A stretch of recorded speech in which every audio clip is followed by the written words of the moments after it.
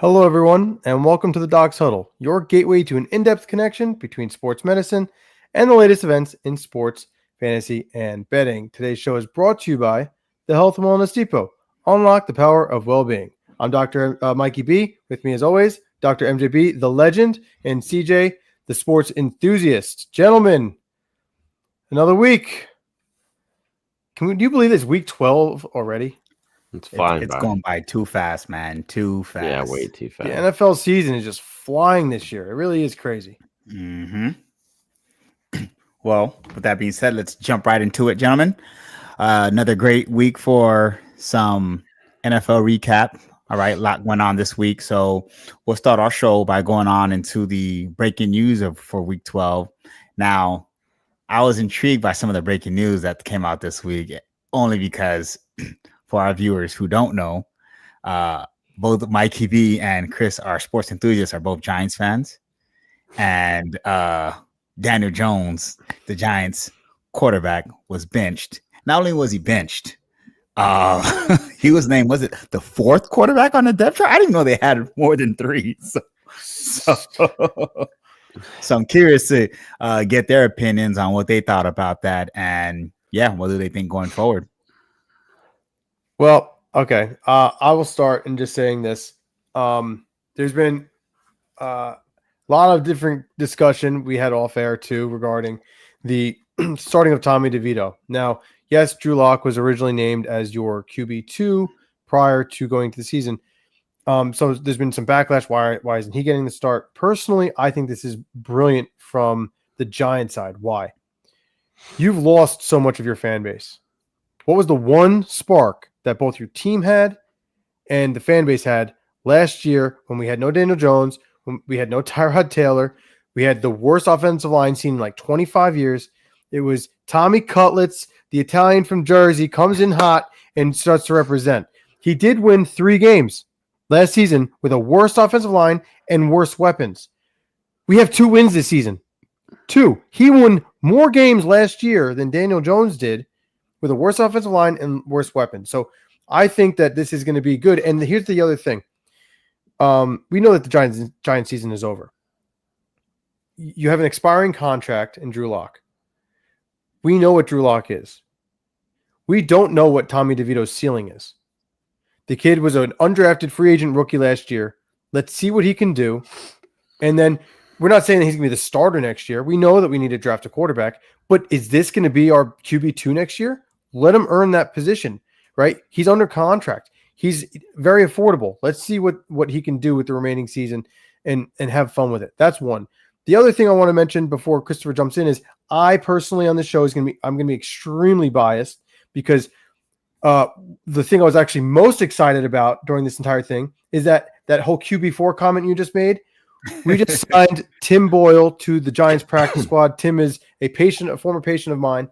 Big fan of Tim. And the fact that he's now come back to Jersey, he's going to be on the Giants. He's put on the practice squad now, moving hopefully up to the QB3 role. You know how most of these guys go. You're signed to the practice squad, you get acclimated, then you move up. Daniel Jones is not going to be seeing the field again, especially with the injury clause, right? So I would be shocked if he even dresses. You bring in Tim Boyle, and now you have a QB3. I'm loving everything about this. Not that I wish anyone to lose their job, but I think as a Giants fan, from a fan perspective, this is going to be, and I'm selfish because, again, I have personal relations with some of the moves. I'm excited. Well, I mean, as a Giants fan, I don't know if excited is the right word to use for me. It's a fresh start. It's a change in direction. It's a change in direction. This means that we're going to have to move forward. Do you disagree? We weren't moving forward because it's more of a backtrack because we've already did the Tommy DeVito thing last year. Let's face it, he was a spark of our team, spark of the fan base. That's why Brian Dable was doing it. He wants to regain the fans. He wants to, try and create a spark, which, Tommy DeVito did do. And that, in my opinion, is ultimately the reason why he picked him over Drew Lock. It's just to try and create that spark. It worked. Our mother wants to go see Tommy Cutlets. She's like, I gotta go see the Italian play on Sunday. So now she's going to the game. Like, it works. I mean, it yeah. I mean, he's not the future quarterback, so I don't know about excitement. I mean, it's just about trying to create a spark and see where it goes. I think Dable's just trying to save his job. I don't think he's going to get fired. I hope he doesn't. I think it would be a mistake. But yeah, I don't know. I was a big fan of DJ, like trying to support him through the whole thing. And listen, he was here for 6 years. The Giants didn't really help him out, but he just didn't win enough to keep his job. So it's an unfortunate situation. I don't think he had a great time entering the league. We had the worst offensive line basically every year. He had almost a new head coach almost every year, a new offensive scheme. It was just a rough start for him. I hope that he gets another opportunity on another team like Sam Darnold, like looking good with like the Vikings and something like that down the line. That's all. I mean, wish him nothing but the best. So we're gonna stay here. We're not gonna pivot. I have a ton of questions I want to ask. Please do. As I'm grabbing my water here, I will be listening. Does it? I know Daniel Jones hasn't played well. Does it warrant become the fourth quarterback on your own team? Like, no, it's completely ridiculous. What's the reasoning behind that? The reasoning behind that is because it's contractual. He has some clause in his contract that if he gets hurt, he gets paid out a lot more money. It will go against the cap. So in order to save cap space, they're basically doing this to save money. That's if he's not gonna be the starting quarterback for this team, then this is why this is such a significant thing. It's not like when Anthony Richardson got benched and it's like, oh, he said he was tired and doing the things that you can't do as your starting quarterback and your captain, we're gonna bench him. That's not what happened here. This is our franchise is now moving in a different direction from Daniel Jones, and we are not moving back. And so as a result, there is no chance of us putting him on the field where he can now get hurt. And now we owe him an exponential amount of money that can impact us putting those funds elsewhere to move forward into next season. Okay. And then, so it's safe to say that you guys dropped the ball on Saquon. I completely agree. I completely agree. I mean, it looks like that was the wrong move. I mean, look at how he's playing. This is his best season. I've been saying it the whole time. Again, that's another thing that the Giants have had an issue with. Saquon Barkley is an unbelievable running back, but our offensive line has been terrible.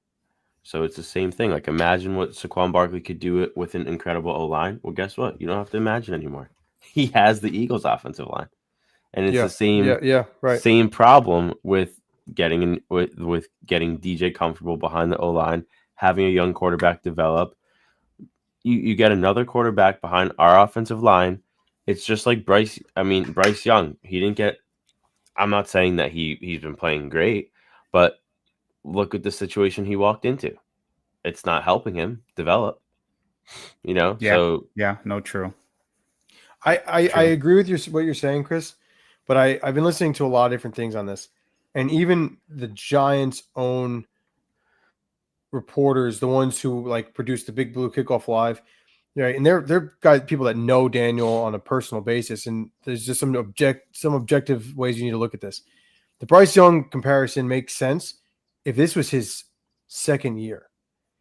An NFL quarterback in his sixth year. But that's part of why they're moving forward. I mean, 100%. And that's what I'm saying. Like, I defended DJ the way you did for the longest period of time until now this year, and I know because MJB, who's someone completely objective, finally got to see them play. No offense, Mike, who at the time before the Giants lost them was the worst team in the NFL. You got guys wide open, Wan'Dale Robinson, Malik Neighbors, and you have the ability to hit these guys downfield. And you're double clutching and you're just not seeing the field right, and then you're getting hit. That's not play calling. That's not your offensive line. The average time to throw is less than 3 seconds in the NFL. These guys are open downfield. You got to let go of the ball. And this has happened on numerous occasions. And the Giants have had the worst statistical scoring offense pretty much in their franchise history. So then that brings my next question. And this will be my last question before we pivot to the next segment.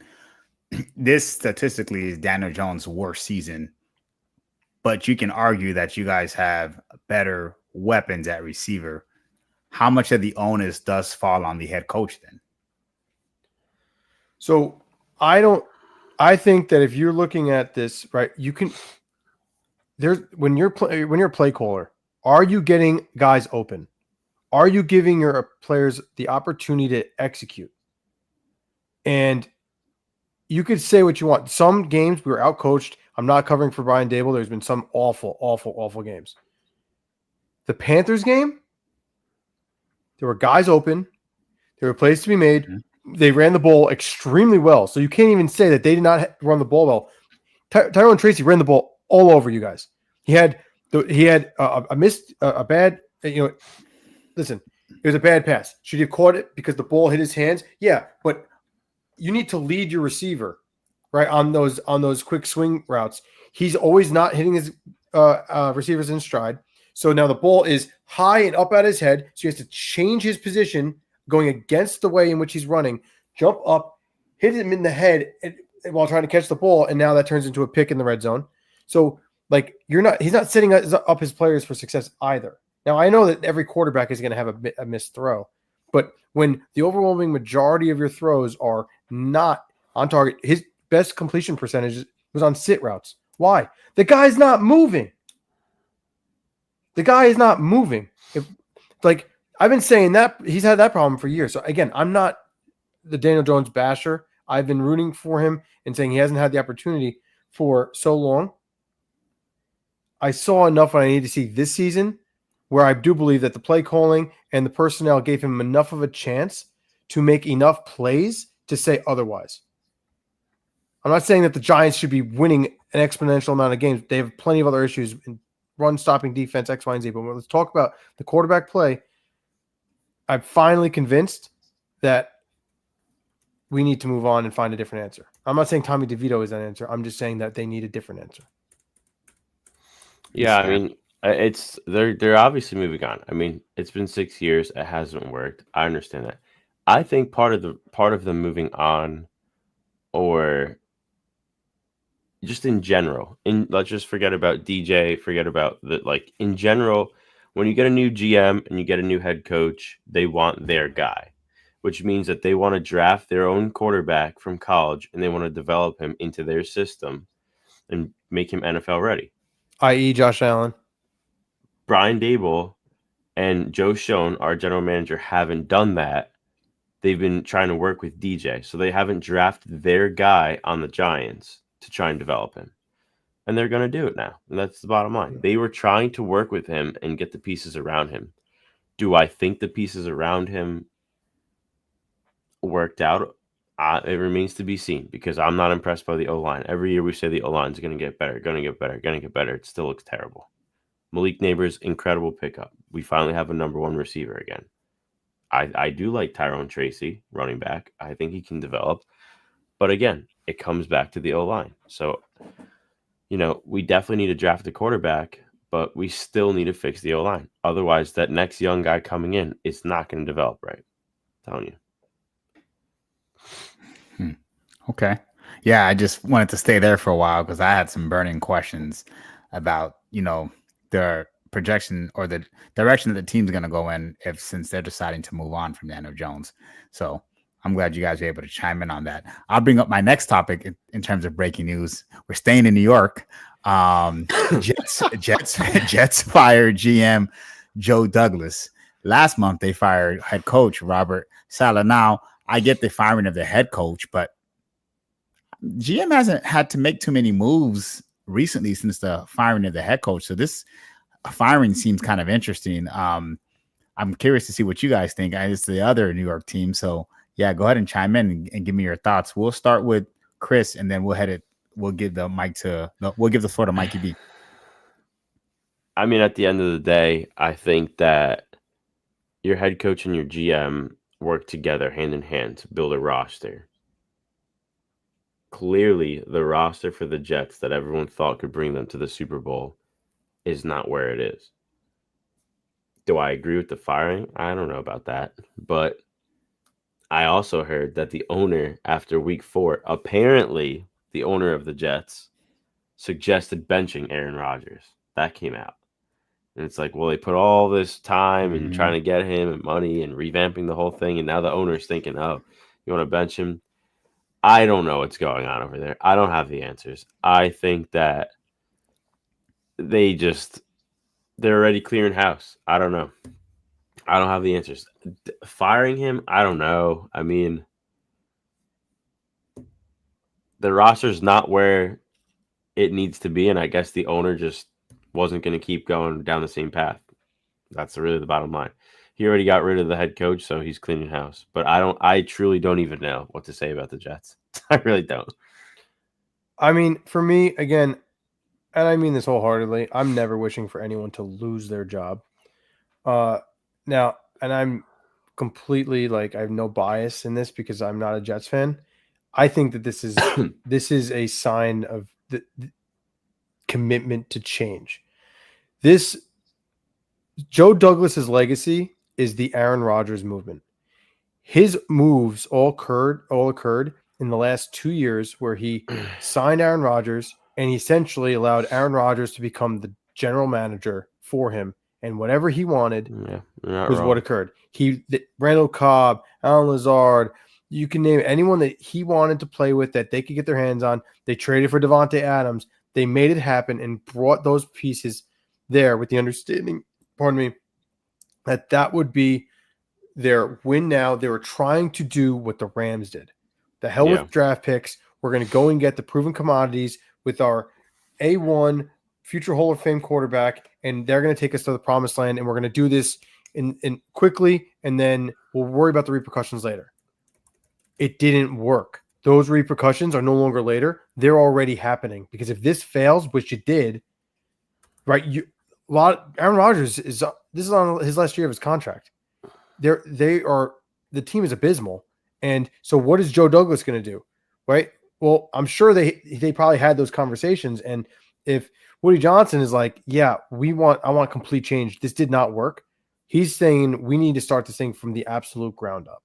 And I think that by you removing Joe Douglas, who's the one who put these pieces in play, that's saying I'm ready and waiting. I'm going to be the first guy to sign the next available GM, because you have to remember that normally happens. GMs become available earlier than, say, head coaches, because those coaches that are normally really good, that are going to be hired on the better teams that go into the playoffs, and you can't hire them until after that team season is completed. You don't have to wait for a GM. So if he wants to get this ball rolling to make change, he's going to do it. And I can't say I disagree with it, because whatever is going on with the Jets, like Christopher said, it ain't working.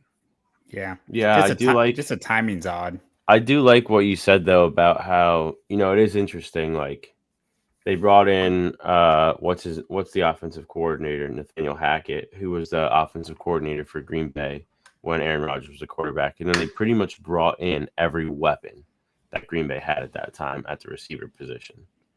So I did find that pretty intriguing. It was the New York Packers. Yeah.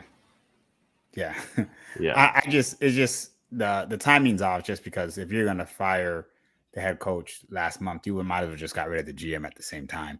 I will say there's something to be said about a man who, in my opinion, he's the most talented quarterback I've seen play in terms of all the physical attributes of what a quarterback should have. And every great quarterback we've seen play in the NFL has multiple rings. He's the one that he shoots himself in the own foot. I think he has diva traits and a diva personality that limits and prohibits his play to actually doing more, right? Because you have teammates come out in the past, say this guy has been a sellout and other things. So I just think he's just toxic to any environment that he's in, man, if I'm being quite honest. And because you have a guy like that, it's natural that, coaching and GM changes will occur when things don't work. Yeah, I completely agree. Because it makes no sense, man. When Aaron Rodgers in his prime, dude, he's phenomenal. And you would put him on par with, the Peytons and the Tom Brady's, but he accomplished so much less than these guys for the simple fact of that. And when we say accomplishments, when you're that great, we only talk about Super Bowls, right? His numbers are going to say what they need to say. But to be that talented as a QB, and this is a QB-driven league, why aren't you winning more? And Right. You can't say it's the people around him. No, you got to look at the guy himself, right? Because everyone else was able to manage and make it work. Why is he any different? Yeah, I agree. I think it's well said. All right. So moving on to the next segment of the show. That was good stuff, guys. Really, really good stuff. Yeah. We're getting into the doctor's rounds now, where this is the part of the show where we talk about week 12 injuries and how they could potentially impact these teams. So without further ado, I'll quickly shout out the names from the list, and then I'll have each of you kind of chime in on ones that you guys think are pertinent for this upcoming weekend, starting Thursday with Thursday Night Football, and how they can impact those teams. So we have Isaiah Pacheco returning back from injury. He suffered a fractured fibula, and now he's returning back to the practice field. So he's expected to return to the lineup. We have Jonathan Brooks, who hasn't played a game this year because he had an ACL injury in college, and he's finally been activated to practice and play this Sunday. Sam Laporta was out with an AC sprain. He's returning back this weekend. And Mike Evans had a hamstring injury that kept him out for quite some time, and he'll be also returning back to the lineup. The other 4 players are either doubtful or out based on what they're presenting with. We have Tyjae Spears with concussion, Jake Ferguson with concussion, Adam Thielen. He's returning back. He's practiced, but I don't think they cleared him yet to actually play into a game yet. So he's doubtful. And then we have Dalton Kincaid, who suffered a knee injury during the game with the Chiefs. So anything stand out to you guys and what those injuries potentially mean for their teams?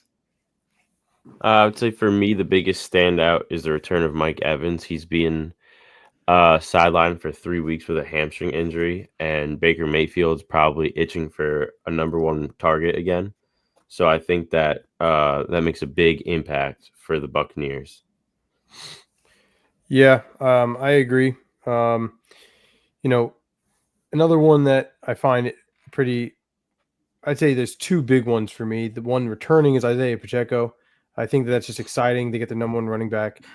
However, from a fantasy perspective, I do not expect him to take 100% of the workload this week. Kareem Hunt, he was limited in practice, but he's a full go as well. I think that you're going to see a pretty fair share of splitting the carries this week. It's going to be hard to tell. Yeah, I'm sure he's going to be eased back into it. Yeah, exactly. And I think that it's still Pacheco's backfield for sure, but there's no reason. This team has 1 loss. There's no reason to bring your premier back, going 100% to, no offense, the Carolina Panthers. So, that's one. And then the other one, Jake Ferguson. Listen, Cooper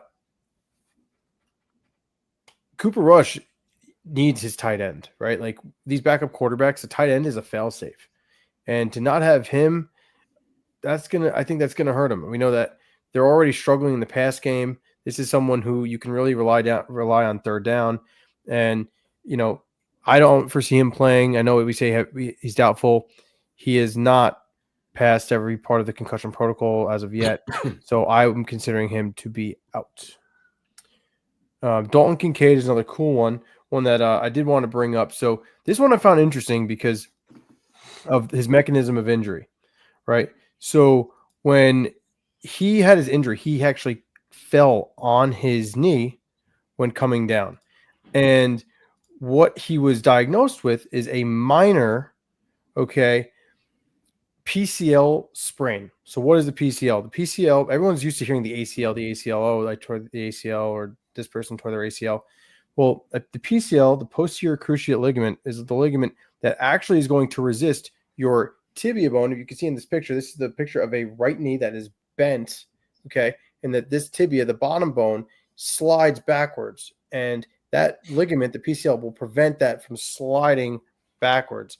And what occurs when you land on your tibia and it jolts back really quickly, many times people can just have a bruise, but if the force is in a way that can give you a really good jolt of that tibia moving backwards, you can sprain that PCL. So this is important because this isn't a ligament that is still very important for cutting. I know that in years past, you might have heard, it was a PCL injury and people don't have it operated on, people ignore it. Well, more recently, more research has shown over the past few years, like the significance of this ligament is pretty high, and this can sideline people for a while. Now, the Dalton Kincaid scenario, he's on a bye anyway this week, so it's not going to directly affect him for your fantasy squad due to injury because he's already out. However, going into future weeks, let's see how minor this really is, and let's hope that this isn't something that's going to linger moving forward because they're going to need him.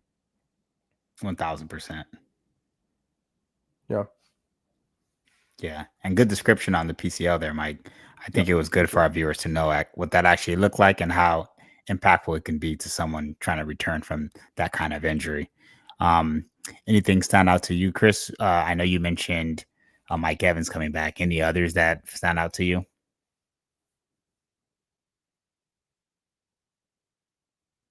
Chris, you there? I was muted on that one. But yeah, I think you guys nailed it. I think a lot of the guys returning are just really to keep an eye on. I think they're gonna either some of them like Pacheco are gonna be eased back into the situation, or just Mike Evans taking a full load. So I think those are just good to keep an eye on. Perfect. All right. So pivoting on to our next segment of the show, we have our roster triage, where this is our fantasy stardom and sit-em. All right. Each one of us gets to go ahead and choose potential players that we think that you should start this week on your fantasy teams, and ones that are questionable in play, and you may want to sit them if you're either betting for these players or if you're just in a fantasy league and are trying to get a win this week. So let's have Mikey B go ahead and kick us off with his roster triage. Yeah, so appreciate it. This one was pretty easy for me. I just discussed the Dalton Kincaid injury and the fact he's on a bye. This one actually directly affects me as he's my starting tight end. I know that he's been one of the more successful tight ends. It's not saying much as the tight end position has been terrible in fantasy this year. However, abysmal. I know. It's been awful. However, one gentleman who may be still available, probably more than 10-man leagues, I highly doubt it in a 12 or in a 14, but still look on the waiver wire, is Will Dissly. If you look at the trends, first half of the season, he was averaging 2, 3, 4 points a game. In the last few games, he's averaging double digits. So as a backup to your Dalton Kincaid roster spot, this could be someone who could slide in this week against a team that is not good at stopping tight ends. We're talking bottom 10 teams in stopping tight ends. I think this is a pretty solid, safe start. Who is that? The tight end for the Chargers? For the Chargers, okay. Yes, the Chargers tight end. And listen, Herbert's been looking better each week, right? Mm-hmm. So I think that this is something that is a safer pick because of how much everyone is trending upwards. And if I get the exact number for you, the Baltimore Ravens 23rd against the tight end in the pass. Mm-hmm. And as good as the Baltimore Ravens have been, their pass defense has been beyond suspect. If you get a quarterback that can light it up, we've seen it happen time and time again this year. It's going to happen. So I think that if Herbert has time in the pocket, he will be definitely getting many targets to Will Dissly this week. I like it. Chris, the sports enthusiast, what do you have for us? Yeah, so I've got Kirk Cousins on my team. He's on a bye week this week. I think Tua is worth a start. If you need a quarterback, I think Tua. I'm not a huge fan of playing certain guys in fantasy against divisional rivals. They are playing New England, but historically, Miami does perform pretty well when home playing New England. And overall, I think Tua is back. Tyreek Hill's starting to get some production again. Jalen Waddle's starting to get some good production. So I think he's on the rise. And, if you're looking for a quarterback, I think a lot of people dropped him back when he had the concussion, so he might be available in a lot of leagues. So I think he's worth the pickup.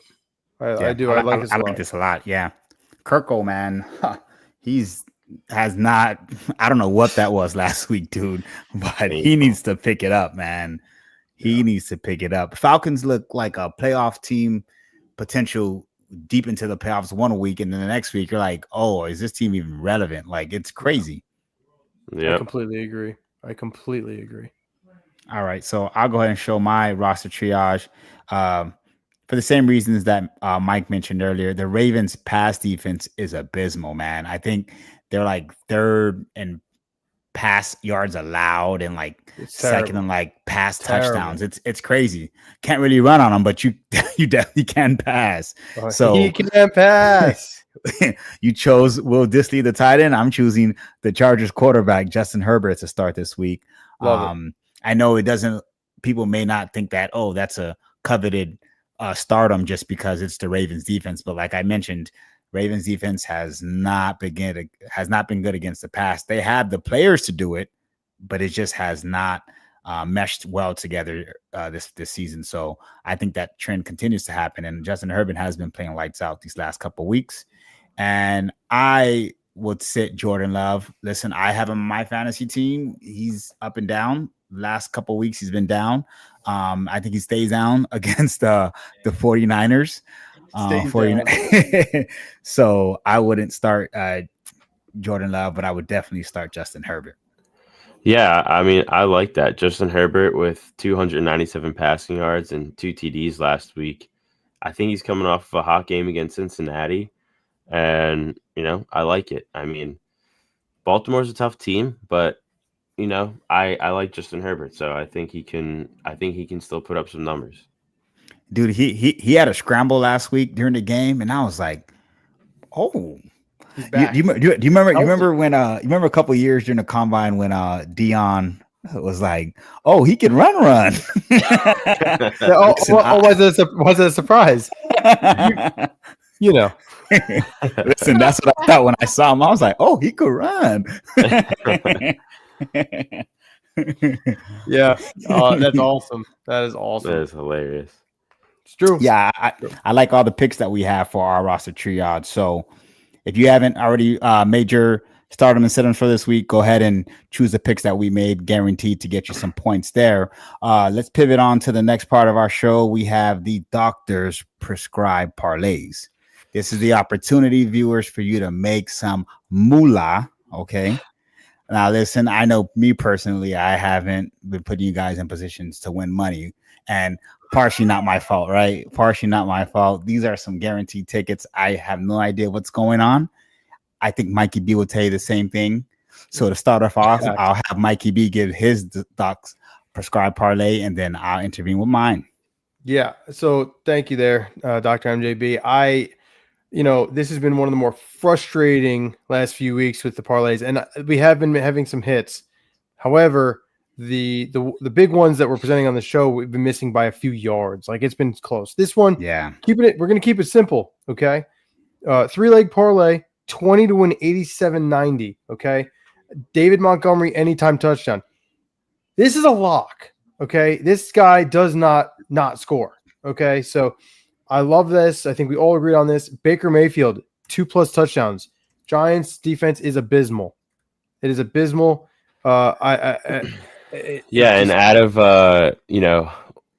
10 weeks in the NFL, Baker Mayfield's thrown 3 of the 10 games, 1 touchdown. Every other game, which means 7 or more games, he's thrown 2 or more touchdowns, between 2, 3, or 4 touchdowns. So, well said. Against the Giants, discombobulated team, it's very, very possible. It should happen. It should happen. And Mike Evans is coming back off of his injury. I'm not asking a lot. 1 pass down the field in the seam, or down the sideline on a fade, 50 yards. That's all we need from Mike. And there you go. You hit. Okay. And, I think that knowing how bad the Giants passing defense has been, especially at home, okay, with Mike Evans coming back, with that stat that Christopher just shared with Baker, this is a lock. I was very excited to take this one. Yeah, I mean, simple. I like it. The David Montgomery, I think, is the easiest one out of the 3. I think the Mike Evans 50+ receiving yards is the hardest one out of the 3. It sounds easier than it is, but he's coming back from the injury. He's got 3 games this year with over 50 passing yards. I think it can happen against the Giants defense. I think it's a good take, but it's definitely one that he needs targets to get that. Yeah, and with Chris Godwin not in, Remember, they both were injured on the same game. Yeah. I think that's just going to open up for more targets for Mike Evans. And I agree. I think the Giants are historically known to give up, at least within the last few seasons.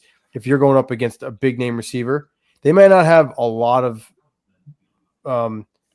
plays or whatever. They're going to have one big one. And that's all we need from Mike. One big one. All right. So that's my prescription parlay this week. Dr. MJB, you tell us a little bit more about yours. Let's get these people rich. All right. Listen, like I said in the past, I have failed you guys the last 2 weeks. This week will not be the same thing, okay? This ticket here guaranteed to hit. Okay, you put in $25, you'll win $118.75. So here I have Josh Jacobs going over 69 rushing yards. He has been killing it recently. Chris, you can stat check me. I think he's had over 70 yards the last 3 to 4 weeks, if I'm not mistaken. So that's a lock, I think, there. Jerry Jeudy has become the Cleveland Browns' number one wide receiver, even though they're going against the 49ers. I mean, who the hell else are you going to throw to? So as long as our boys at QB, Jerry Jeudy be getting some targets, okay? And then 47 and a half receiving yards. He put up 142 receiving yards. So last week. So come on. Come on now. Come on, Jerry Jeudy. Do it again. And lastly, I know I sound like this may be the first and last time I add him to my parlay ticket, especially if he screws this one over. B. Young, baby. Bryce Young of my Carolina Panthers. I have him throwing for 1, not 2, not 3, just 1 passing touchdown, just 1. Okay. I don't think that's a huge ask. I know it's against the Chiefs, but hey, either we're going to get blown out and we got to try to score somehow. So I think it'll happen. So what do you guys think? Weeks 8, 9, and 10, Carolina played Denver Broncos, New Orleans, and New York Giants. Against the Denver Broncos, Bryce Young threw 2 touchdowns. All right. Which is impressive. Fine. Against New Orleans and New York Giants, he threw 1 touchdown in each one of those games. So it's the 3 games in a row. He's coming off of a bye week playing Kansas City. It's possible. Kansas City's defense is pretty real deal, though. But we'll see what happens. Is this game an Arrowhead? If you can't get one, bro, that's crazy to me. Is this game an Arrowhead? He's not answering me. I'm not sure, honestly. I'm not sure. It's in Carolina. Oh, thank God. All right. If that was an Arrowhead, brother. Oh, man.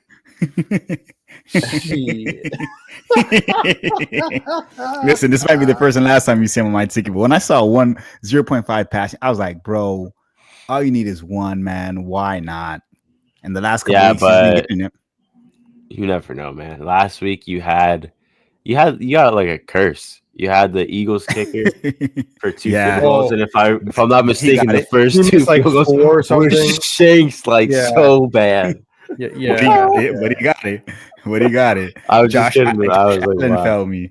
Yeah. Mm-hmm. Which was pretty shocking. I really thought that he was gonna hit there. Yeah. Art. Yeah, I agree. It should have hit. It was one of those weird anomaly type things. After Thursday Night Football, I was like, oh, this ticket's a lock. Like, I already got 2 out of the 3. I'm just relying on Josh Allen. Wrong. I know. All right, ladies and gentlemen, we're going to the last part of our show. This here, we like to finish off with a little bang, and we like to go into our 2-minute drill. This is where we throw up all the games for this upcoming week, and I try to decide who the winners will be. I've been having some good weeks recently, fellas, so I think this is the one part of the show that I do get right. With that being said, we'll dive right into it. I'll have one of the gentlemen kind of pull up the games for this week, and then they'll set the timer, and we'll get things rolling. All right. Give yourself 1 second here to review as I pull up the timer here. And I need like 10 more seconds. This guy's trying to turn it into a 2-minute and 30-second drill. What's going on? All right, we can do it. Okay. And as I start the clock, you're on in 3, 2, 1, go. All right, so we kick things off this Thursday night. Pittsburgh versus the Browns. I am going Steelers, even though I love my man Crab. All right. We have the Chiefs versus the Panthers. I think Bryce Young gets that one touchdown, but I do not think they beat the Chiefs. So I have the Chiefs winning that game. Hell no. I have the I thought he was about to say something crazy there for a minute. I haven't started drinking, so I have the Vikings over the Bears. Let's go Texans over the Titans, Lions over the Colts, Dolphins over the Patriots, Bucks over the Giants, Commanders over the Cowboys, Broncos over the Raiders. Ooh, that's a tough game. Give me Green Bay over San Fran. I'm going to take Arizona for the upset over Seattle. Let's have Eagles over the Rams, and then we'll finish off. Ooh, that's a really good game. Well, I'm actually excited for Monday night. Yeah, Monday night. Did Baltimore lose that last week? They lost last week, right? So I'm gonna have them win that game. I like it. Wow, Yeah, well done on the time there, MJB. Well He done. had that little cheat, He had a Yeah, look at yeah. that right Can't be, there. giving, can't be giving this guy the 10-second prep time moving forward. That made all the difference, huh? Yeah, it must have.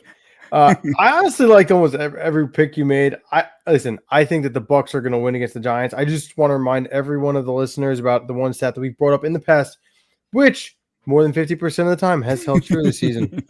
Every single time there has been a major coaching or quarterback change, the very next game, that team goes on to win it. I think it was like 80-something% of the time. I unfortunately don't. I think the Giants will be on that falling like 15% and not get the win. But if they do win, I wouldn't actually be so surprised. Yeah. The only two games I was concerned about were the Cardinals versus Seattle, and then Baltimore versus San Fran. Chargers. What about San Fran over Green Bay? You took Green Bay. I think that's gonna be a tight game. San Fran haven't been playing well offensively recently, Yeah. and I'm just not convinced. Green Bay, believe it or not, Jordan Love hasn't even looked that great, and they've been winning. So if he just plays decent, I think they can win that game. I will say this: Green Bay, with how they really don't look good, and they keep winning. It's true. Yeah. So I think Green Bay's due for a loss. I think San Francisco's due for a win. If this game was not at Lambeau, I would be taking the 49ers here. Oh, for sure. Especially because the 49ers are falling into desperation mode. They're fourth, guys, in the NFC West. They're ranked that's crazy. fourth. The Seahawks and the Rams are both, I believe, a game ahead of them. And then the reigning leader, the Arizona Cardinals, which makes that 425 game, Arizona-Seattle, in Seattle, very exciting. Wow, yeah, it does. The Rams, Seahawks, and 49ers are all 5-5. That's what it is. And I think 6-4. And I think by half That's a game, crazy. by That half a is game, both the Rams and the Seahawks are up. Crazy Yeah. stat. Very exciting division. So that 425 game, very exciting. Mike, you took the Cardinals or the Seahawks? I took Cardinals. I'm rooting for the Cardinals, but I think the Seahawks are going to get the upset at home. At home. Divisional game. It's just such a close division. The Seahawks should win that game. The Cardinals should win that game. See, but I feel like the Cardinals are up and coming, and Seattle's kind of treading water right now. So that's why I went They with are them. treading water. Coming off of a big win against San Fran, though, last week. Yeah, and I could see the Chargers beating the Ravens. I just feel like because of that loss the Ravens had, they're going to be wanting to prove themselves. Bounce so back they'll for come out. sure. Yeah. Mm-hmm. Yeah, no, I completely agree with you guys. Well, that's going to do it for today's show. We want to thank everyone for coming out this Wednesday and listening. I know our show was on a little bit later than originally planned, so thanks everyone for hanging with us. Continue to stay tuned on our Instagram account for updated parlays going into the weekend. And we are off next week. We want to wish everyone a happy Thanksgiving. The three of us will be traveling to spend time with family luckily, CJ and I will be with each other, and we'll be with Mike in spirit. And until the following week, we look forward to all seeing you then. So we want to thank you for Dr. MJB, the legend, CJ, the sports enthusiast. I'm Dr. Mikey B. This is the Doc Huddle. Take care.